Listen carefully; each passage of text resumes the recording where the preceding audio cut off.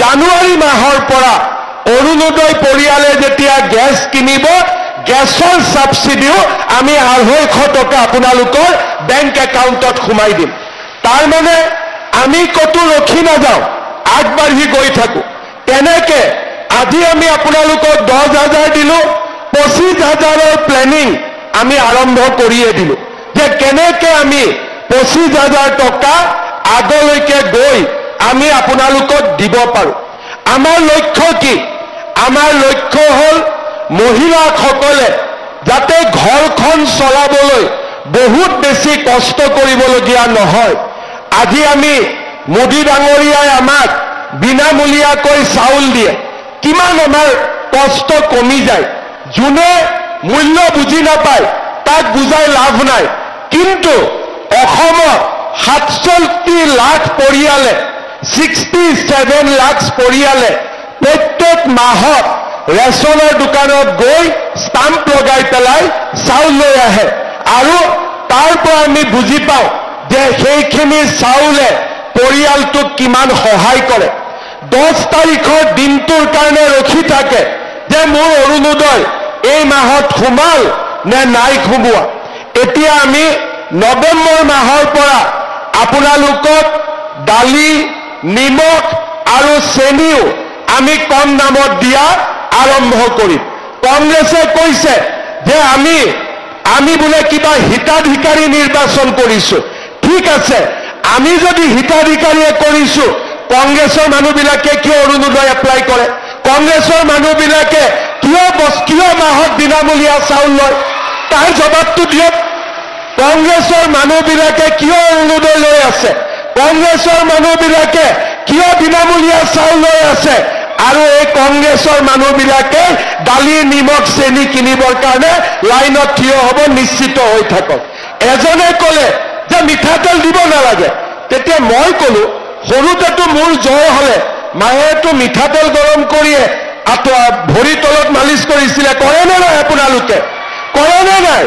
তাৰ মানে কংগ্ৰেছে মাকৰ মৰমো বুজি নাপায় সব বাচ্চাক যেতিয়া বাচ্চাৰ বেমাৰ হয় আপোনালোকে গৰম মিঠাতেলে বাচ্চাক মালিচ কৰে নে নকৰে মোক আপোনালোকে কওক কৰে নে নকৰে এতিয়া কংগ্ৰেছে মিঠাতেলতকৈ মোক জুকায় একদিন মিঠাতেল নোহোৱাকৈ দালিখন খাওকচোন ইহঁতি একদিন মিঠাতেল নোহোৱাকৈ চব্জি এখন খাওকচোন তাৰমানে মই এইটোৱে বুজিলো যে এই কংগ্ৰেছৰ মানুহবিলাকক তেওঁলোকৰ মাকে সৰুতে চিনি পাইছিল যে ই আগত গৈ কংগ্ৰেছে হ'ব সেইকাৰণে তাৰ জ্বৰ উঠিলেও তাক তেলেদি কেতিয়াও মালিচ নকৰিছিলে সিহঁতে আগতে মাকেতো চিনিয়ে পায় মাকেতো কোন বাচ্চা কি হ'ব আগতে বুজি পায় গতিকে মাকে বুজি পালে যে ই ডাঙৰ হয় ডাক্তৰ ইঞ্জিনিয়াৰ নহয় ই ডাঙৰ হয় কংগ্ৰেছীয়ে হ'ব সেইকাৰণে তেওঁলোকক কেতিয়াও মিঠাতেলেদি মালিচ কৰা নাছিলে কিন্তু প্ৰপত্ৰ পূৰণ কৰাৰ পিছত আমি সৰু ডাঙৰকৈ আপোনালোকক প্ৰশিক্ষণ দিলো আজি আমি আপোনালোকক 10,000 টকাৰ চেক আমি দিম কিন্তু আপোনালোকে এবাৰৰ কাৰণেও নাভাবিব যে আমি 10,000 টকাতে আপোনালোকৰ প্ৰতি থকা আমাৰ দায়িত্ব সামৰণি মাৰিম মোৰ স্পষ্ট কথা আমি আপোনালোকক প্ৰথম পৰ্যায়ত 10,000 টকা দিম দ্বিতীয় পৰ্যায়ত আমি আপোনালোকক 25,000 টকা দিম আৰু তৃতীয় পৰ্যায়ত আমি আপোনালোকক 50,000 টকাকৈ আমি আপোনালোকক আগবঢ়াম আমি কেনেকৈ পাম 25,000 টকা আমি কেনেকৈ পাম 50,000 টকা আমি কেনেকৈ পাম আজি আমি আপোনালোকক 10,000 টকা দিম আৰু 10,000 টকাটো লৈ আমি সকলোৱে এটা মোবাইল কিনি লম কোনে কোনে কিনিব মোবাইল কোনে কোনে কিনিব হাত ডাঙক মোবাইল আচ্ছা কোনে কোনে নিকিনে হাত ডাঙক এতিয়া আচ্ছা বুজিলো তাৰ মানে আপোনালোকে বুজি পালে যে এই 10,000 টকাটো মোবাইল ফোনৰ কাৰণে নহয় মোৰ এটা মই অভিজ্ঞতা কম মই বিহালীত গৈছিলো তেতিয়া প্ৰথম আৰম্ভণি 10,000 টকাকৈ বিলালো ষ্টেজৰ পৰা নামি আহোতে এগৰাকী মায়ে মোৰ লগত সেলফি উঠিলে ফোনটো বেয়া আছিলে ফটোটো নুঠে মই ক'লো খুৰী ফোনটো কেমেৰাটো ঠিক নহয় নেকি বোলে আজিয়ে বদলাই ল'ম টকা পালো নহয় তাৰ মানে তেতিয়া মহিলাসকলে বুজা নাছিলে যে মহিলা উদ্যমিতাটো কি বহুতে মোক সোধে গছ ৰুলো 10,000 টকাটো আহাই নাই দেখোন গছ ৰুবৰ কাৰণে আমি 10,000 টকা দিয়া নাই আমি কিয় দিছো যে আপোনালোকক লাহে লাহে এটা পৰিৱেশলৈ লৈ যোৱা অকণমান এডাল গছ ৰুলো ছোৱালীজনীক স্কুলত পঠিয়ালো আৰু লগতে ক'লো যে 3টাতকৈ বেছি বাচ্চাৰ জন্ম নিদিব হয়নে নহয় এতিয়া যাৰ 8টা 9টা আছে তেওঁলোকে আঁচনি পোৱা নাই আৰু কাৰণ 8টা 9টা থাকিলে কেনেকৈ উৎপাদনমুখী কাম কৰিবতো নোৱাৰে সেইকাৰণে আমি নিয়ম কৰিলো যে 3টা সন্তানৰ মাতৃসকলকে এই আঁচনি আমি দিম যাতে ল'ৰা ছোৱালীক পঢ়াবও পাৰে আৰু উৎপাদনমুখী কামো কৰিব পাৰে আজি এই 3টা কথা হোৱাৰ পিছত আমি আপোনালোকক 10,000 টকাৰ চেক দিম এই 10,000 টকা আমি কেনেকৈ খৰচ কৰিম 3টা নিয়ম আছে আপোনালোকক মই এই কাৰণে কৈছো যে অহা 6 মাহ 7 মাহত আমি আপোনালোকৰ ঘৰত আকৌ পৰীক্ষা কৰিম যে এই 10,000 টকাটো আমি কি কামত খৰচ কৰিলো প্ৰথম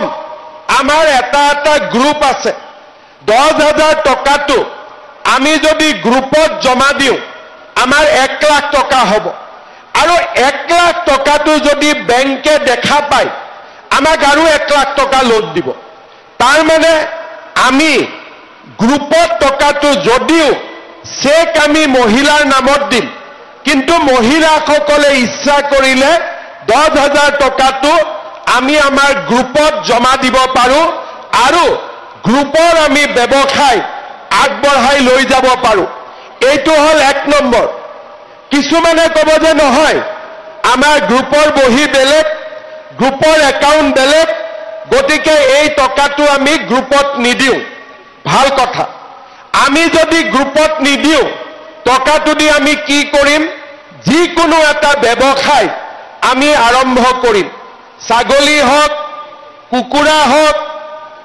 আমাৰ হাল হওক বা আন সৰু খুৰা দোকান যাৰ য'ত আছে আমি তেনেকৈ কিবা এটা নতুন ব্যৱসায়ত আমি 10,000 টকাটো খৰচ কৰিম তৃতীয় যে মই কিবা এটা যদি কৰিব যাওঁ 10,000 টকাটো যথেষ্ট নহয় গতিকে 10,000 টকা দি মই যদি কিবা এটা কৰোঁ মই হয়তো সফল নহম মই কি কৰিব পাৰো যে মোৰ স্বামীৰ ইতিমধ্যে এটা ব্যৱসায় আছে স্বামীৰ দোকান আছে স্বামীয়ে আন কিবা ব্যৱসায় কৰে স্বামীৰ ব্যৱসায়টো যদি আমি এই 10,000 টকাটো লগাই দিওঁ তেতিয়াও আমি কিছুদিন পিছত চৰকাৰক ক'ব পাৰিম যে এই টকাটো মই মোৰ হাজবেণ্ডৰ বা স্বামীৰ ব্যৱসায়ত খৰচ কৰিছো মানে মই 3টা ৰাস্তা আপোনালোকক দেখুৱাইছো প্ৰথম গ্ৰুপৰ জৰিয়তে দ্বিতীয়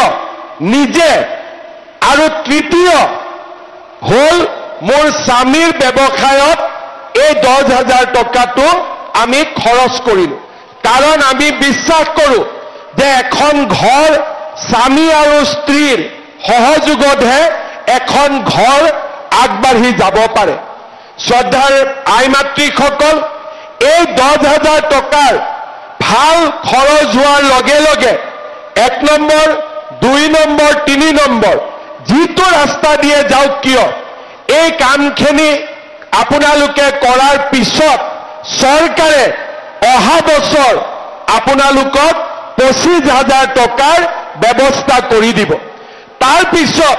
25,000 টকাৰো যেতিয়া ভাল খৰচ হ'ব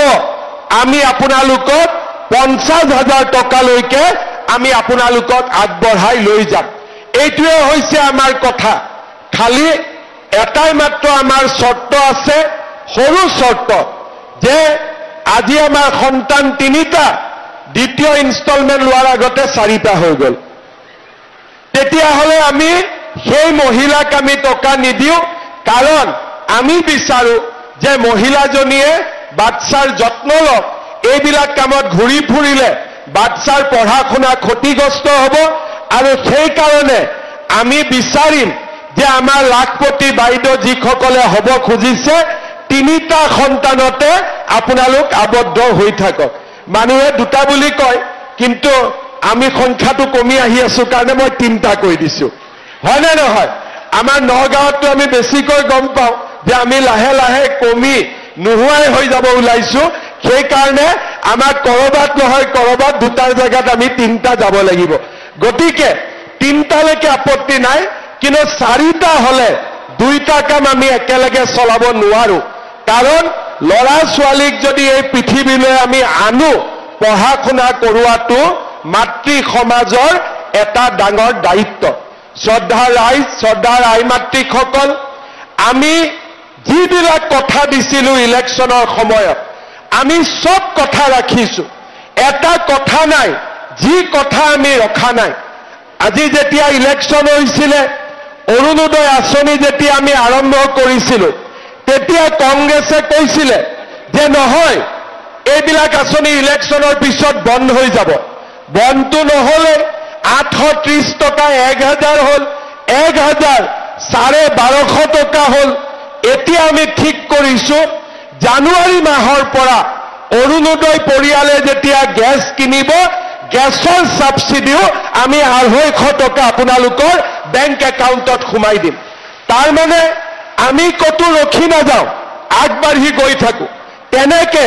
আজি আমি আপোনালোকক 10,000 দিলো, 25,000ৰ প্লেনিং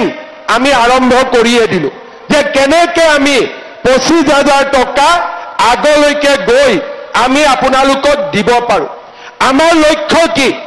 আমাৰ লক্ষ্য হল মহিলাসকলে যাতে ঘৰখন চলাবলৈ বহুত বেছি কষ্ট কৰিবলগীয়া নহয়। আজি আমি মোদী ডাঙৰীয়াই আমাক বিনামূলীয়াকৈ চাউল দিয়ে, কিমান আমাৰ কষ্ট কমি যায়। যোনে মূল্য বুজি নাপায় তাক বুজাই লাভ নাই। কিন্তু অসমত 67 লাখ পৰিয়ালে, 67 লাখ পৰিয়ালে প্ৰত্যেক মাহত ৰেচনৰ দোকানত গৈ ষ্টাম্প লগাই পেলাই চাউল লৈ আহে, আৰু তাৰ পৰা আমি বুজি পাওঁ যে সেইখিনি চাউলে পৰিয়ালটোক কিমান সহায় কৰে। 10 তাৰিখৰ দিনটোৰ কাৰণে ৰখি থাকে যে মোৰ অৰুণোদয় এই মাহত সোমাল নে নাই সোমোৱা। এতিয়া আমি নৱেম্বৰ মাহৰ পৰা আপোনালোকক